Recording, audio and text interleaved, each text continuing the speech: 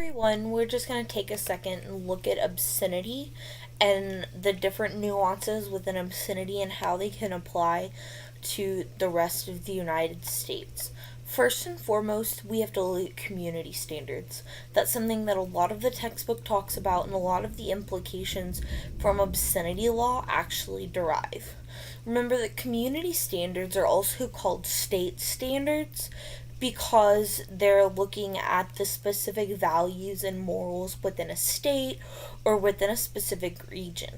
Now that we've seen the era of the internet come around, though, it's been significantly more difficult to evaluate and identify what community standards are.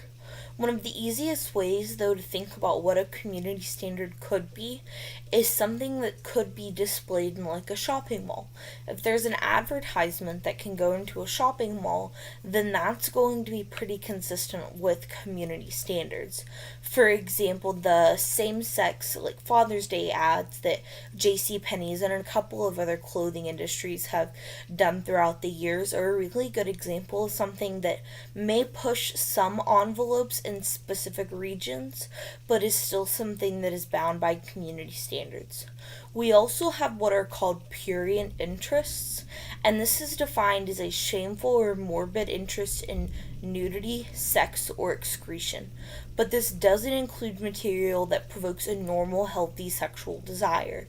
It would be like some of the advertisements that have gone out trying to include pedophilia in the LGBTQIA community and things like that. When we're looking at prurient interests, it's pretty clear. It's things that aren't like normal sexual attraction, but that are still going to be overly vulgar.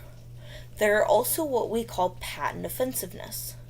This is the only hardcore sexual material meets this requirement. They say it's, quote, representations or description of ultimate sexual acts, normal or perverted, actual or simulated, and representations of descriptions of masturbation or excretory functions and lewd exhibition of genitals. So all of these things go one step past the prurient interests because it's significantly more outlined. And when it's outlined a lot more, it puts people in a position to where they're going to be significantly more uncomfortable.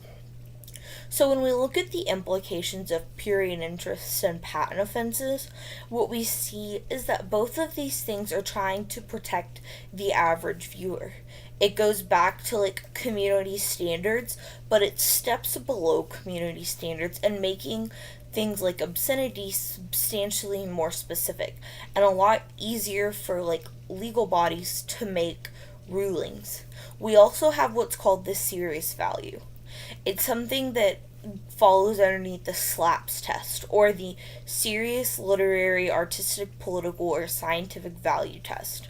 So when we look at something, we have to ask the question, does it have literary, artistic, political, or scientific value within the work? And if it does, then it becomes like exempt from the obscenity standards as long as it's not an extreme and serious display within a region.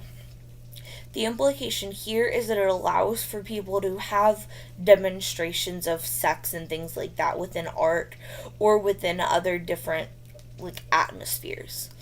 So when we look at all of this, we have to recognize that the exemptions to obscenities are incredibly clear. We start with making sure that they're complicit with the standards of a specific region or specific community, i.e., the community standards or state standards. Then we look at the steps below it, including the prurient standards, which are going to be materials that don't evoke a normal healthy desire, or the patent offensiveness, which is going to be like hardcore sexual materials that are even more vulgar than the prurient interests. But then the most important one is the serious value. This is the SLAPS test. This is very, very similar to something like the Lemon test in deciding what is and is not obscene. We talk a lot about being very unsure what obscenities are, but the SLAPS test gives a very good start. We have to decide if someone Could someone or not find serious literary, artistic, political, or scientific value within the work? If that becomes the case, then there is more evaluation on whether or not it is actually obscene. Thanks, everyone.